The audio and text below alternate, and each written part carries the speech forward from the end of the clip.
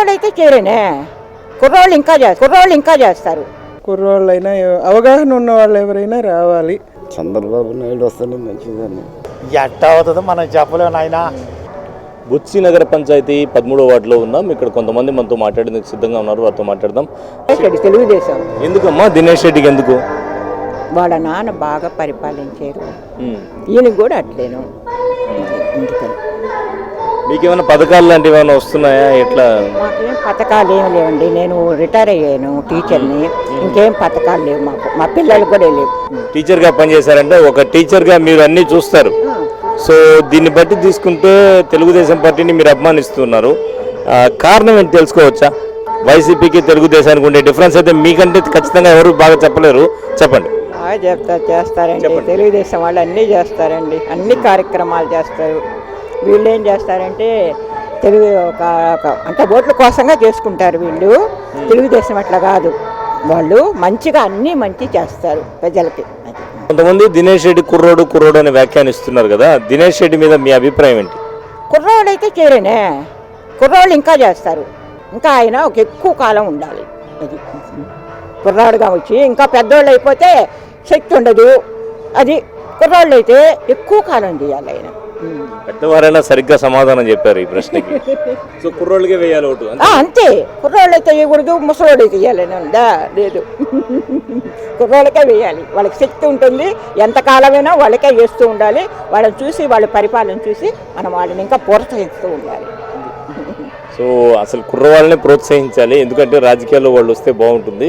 కుర్రవాళ్ళు అయితే 10 ఇళ్ళు తిరిగి 10 మంది సమస్యలు తెచ్చుకునేటువంటి అవకాశం ఉంటుంది. కాబట్టి ఖచ్చితంగా ఒక టీచర్గా చెప్తున్నాను, కుర్రవాళ్ళకే ఓటు వేయండి అంటూ ఉన్నారు. ఎట్లా ఉంది తెలుగుదేశం పార్టీ పరిస్థితి బుచ్చిరెడ్డిపాళెంలో? తెలుగుదేశం పార్టీది బాగుంది, జగనన్న పరిపాలన బాగా నచ్చలేదు. ఏం నచ్చలేదు? జగనన్న పొదుపు వాళ్ళకి డబ్బులు ఇస్తున్నాడు, స్టూడెంట్స్కి డబ్బులు ఇస్తున్నాడు, ఇల్లు కట్టిస్తున్నాడు. మీకేం నచ్చలేదు? జగనన్న ఇల్లు కట్టిస్తున్నాడు, పేదవాళ్ళకి కట్టిస్తానని ఉన్న వాళ్ళకు కూడా కట్టిస్తున్నారు.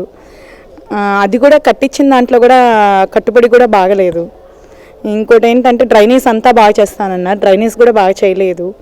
నెక్స్ట్ అమ్మఒడి అన్నారు, అమ్మఒడి కూడా కొంతమందికి ఉన్న వాళ్ళకే వేస్తున్నారు, లేని వాళ్ళకి అనేది ఏమి వేయట్లేదు. పొదుపు డబ్బులు అంటారు, పొదుపు డబ్బులు వేస్తాను అంటున్నారు, వేయట్లేదు. టైలరింగ్ డబ్బులు అన్నారు, వేయలేదు. అలా కొంతమందికి మాత్రమే, లేని వాళ్ళకి వేస్తానని చెప్పని ఉన్న వాళ్ళకి వేస్తున్నారు. అందరికీ సమానంగా చూస్తే బాగుంటుంది. సో పొదుపు డబ్బులు కొంతమందికే పడ్డాయి, ఎక్కువ మందికి పడలేదు. సరే, దినేష్ రెడ్డి కుర్రవాడు కదా రాజకీయాల్లో అంటున్నారు, కుర్రవాడు రాజకీయాల్లో రావడం గురించి మీరేమంటారు? అన్న మాకు బాగా ఏమైనా కూడా సహాయం చేస్తారని మేము అనుకుంటున్నాము. ఇప్పుడు కూడాను ప్రతి దాంట్లో కూడా మేము చెందుతాము అన్నారు. ఇప్పుడు పరిపాలన కూడా కొంచెం వీళ్ళవి ఏమంటారు, పేదవాళ్ళకి మనీ ఇవ్వడం, లేడీస్కి మనీ ఇవ్వడం. చెప్పేదన్నా ఎట్టుంది? ఎవరు గెలవచ్చు? మామూలుగా చంద్రబాబు నాయుడే కదా. ఎందుకని అంటే ఇప్పుడు వాతావరణం చూస్తున్నారు కదా, లేబర్స్ అంతా. ఏంది లేబర్స్ అంతా జగన్ అండగలేరా? ఎవరికి అండగుండరా? ఉండేవాళ్ళు కొంతమంది ఉంటారు, అందరూ ఉండరు కదా. అట్టు కూడా అందరూ తెలుగుదేశమేనా?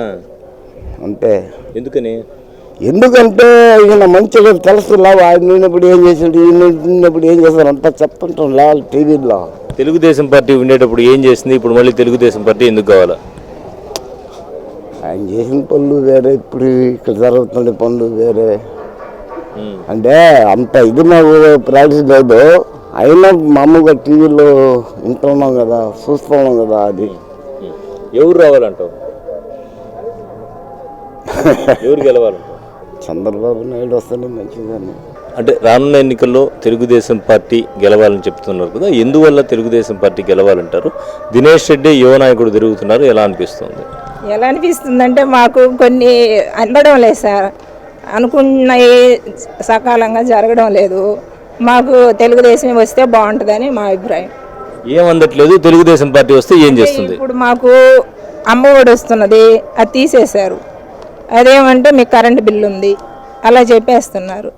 అంటే మాకు 10 years నుంచి ఉన్నాయి కదా అన్నీ, ఆయన మాకు ఏది ఇవ్వలేదు. ఆ రోజు కరెంట్ బిల్ ప్రస్తావన తీసుకురాలేదు మేనిఫెస్టోలో, ఈ రోజు కరెంట్ బిల్ ఉందంటారు. 4 wheelers ఉంది అని అది చెప్తున్నారు. ఇంకా అందుకోసం అని మాకు కొంచెం ఇంట్రెస్ట్ పోయింది. అసలు మేము మామూలుగా కూడా కొంచెం పార్టీ అంటే అంతేం ఉండదు అన్నమాట. మీరు చెప్పండి. ఏమని చెప్పండి. ఎలా ఉంది? అలాగే దినేష్ రెడ్డి ఎందుకు కావాలి? బుచ్చిరెడ్డిపాలెంలో దినేష్ రెడ్డి వస్తే ఏం జరగాలి అభివృద్ధి? జరగాలంటే మాకు ముందు షుగర్ ఫ్యాక్టరీ డబ్బులు ఇప్పియాలి. అంటే 7 ఏళ్ళు 8 ఏళ్ళు అయింది మూసేసి, మేము అక్కడే జాబ్ చేస్తున్నాడు, అదే అందలేదు. ఇంకా అవే ఇంకా ఎంత రావాలండి మీకు షుగర్ ఫ్యాక్టరీ నుంచి? రావాలి మామూలుగా 10 లక్షల దాకా రావాలి. దానివల్ల మేము ఆర్థికంగా చాలా నష్టపోయినాము. జాబ్ తీసేసిన తర్వాత మాకేమీ లేదు అసలుకి. దాని మీద కొన్ని రోజులుండి తర్వాత ఎట్టా లా చేస్తున్నాడు కాబట్టి లా ప్రాక్టీస్లోకి వెళ్ళిపోయాడు. ఇంకా అవి ఇప్పిస్తే చాలు మాకు. అంటే ప్రస్తుత ప్రభుత్వం కానీ అధికారుల దృష్టి కానీ తీసుకెళ్లారా? వాళ్ళు ఏం చెప్తున్నారు దీని మీద? వస్తాయి అని చెప్తాను. రోజు రేపే అంతే, ఇంకేమని చెప్పట్లా. రోజు రేపు వస్తాయి అని ఎప్పటి నుంచి డిసెంబర్ నుంచి చెప్తున్నారు. అలాగే ఏమి ఇవ్వనేలే అసలుకి. మీటింగులు దాని గురించి అన్నీ చేశారు. అంటే ఎన్ని సంవత్సరాల నుంచి ఈ పరిస్థితి ఉంది? ఇది ఉంది 10 ఏళ్ళ నుంచి ఉంది. షుగర్ ఫ్యాక్టరీ 10 ఏళ్ళు అయింది మూసేసి, అప్పటి నుంచి ఉంది ఇది ఇలాగే. మొన్న ఈ మధ్య కూడా మీటింగ్ జరిగింది కదా, ఇస్తామని చెప్పారు జగన్. తెలుగుదేశం పార్టీ నుంచి దినేష్ రెడ్డి వచ్చారు కదా, ఇప్పుడు ఆయన దృష్టికి తీసుకెళ్లారా? దినేష్ రెడ్డి నుంచి ఎలాంటి హామీ వచ్చింది దినేష్ రెడ్డి? ఆయన దృష్టికి తీసుకెళ్ళాలి. ఇంకా వాళ్ళు ఏమో మరి ఇంకా అక్కడ వరకే జరిగింది మీటింగ్. తెలుగుదేశం పార్టీ వస్తే ఆ డబ్బులు వస్తాయని భావిస్తున్నారు మీరు? వస్తాయని భావిస్తున్నాం. ఏంది పరిస్థితి? ఎట్లా ఉంది ఇక్కడ బుచ్చిరెడ్డిపాలెంలో పరిస్థితి? ఎట్లుంది? బుచ్చిరెడ్డిపాలెంలో ఏముంది, జగన్దే కదా. కొంతమంది జగన్కే వేద్దాం, జగన్ మంచి చేస్తున్నాడు మనకి అని జనాభా అంటుండే. ఇంక మళ్ళీ జగన్గా ఇంకూరికి వేస్తారు ఓట్లు అని అంటున్నారు. లేడీస్ కూడా పొదుపులో ఉండేవాళ్ళు కూడా జగన్ తరపునే ఉండే.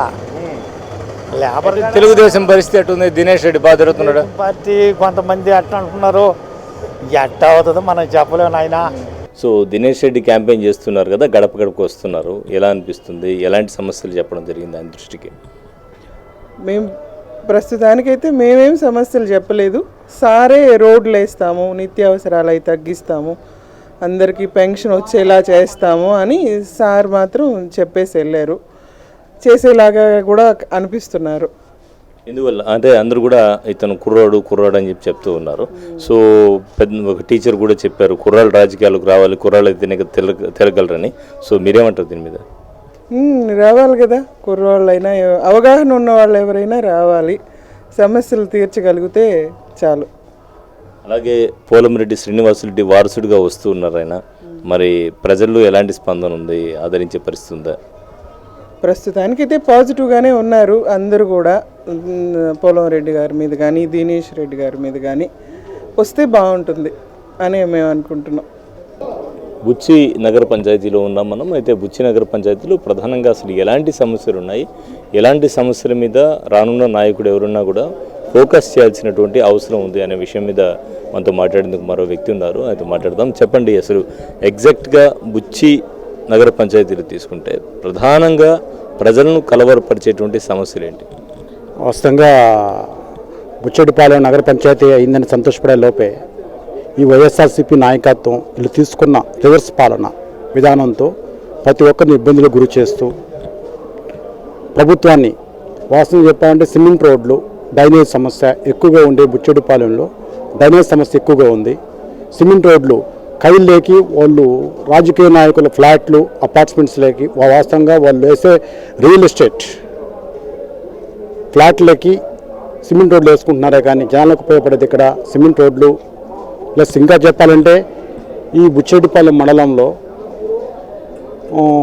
అభివృద్ధికి శూన్యం.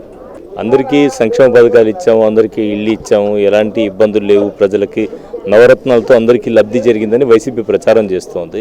సో ఎట్లా ఉంది బుచ్చిరెడ్డిపాలెంలో ఇక్కడ పరిస్థితి ఏ విధంగా ఉంది? గాంధీనగర్ వరకు టీడీపీ బలంగా ఉంటుంది. పైగా వాళ్ళు చేసే సంక్షేమం అనేది ఎవరికి చేశారు? ఉపయోగం లేని సంక్షేమం చేశారు. 10-12 లక్షల కోట్ల అప్పులు తెచ్చి ఏమైనా రాష్ట్రం బాగుపడిందా? అమరావతి కట్టారా? ఏమైనా పోలవరం పూర్తి చేశారా? అలాంటి అభివృద్ధి ఏమన్నా చేశారా? ఏం చేయలే వాళ్ళు. అందువల్ల వాళ్ళకి ఎందుకు వేస్తారు ఓటు? వేయరు. మామూలు ఇంతకుముందు వాళ్ళకి వేసిన వాళ్ళు కూడా ఇప్పుడు వాళ్ళకి వేయరు కన్ఫర్మ్. ఇంతకుముందు మీరు ఎవరికి వేశారు ఓటు? మేము టీడీపీ.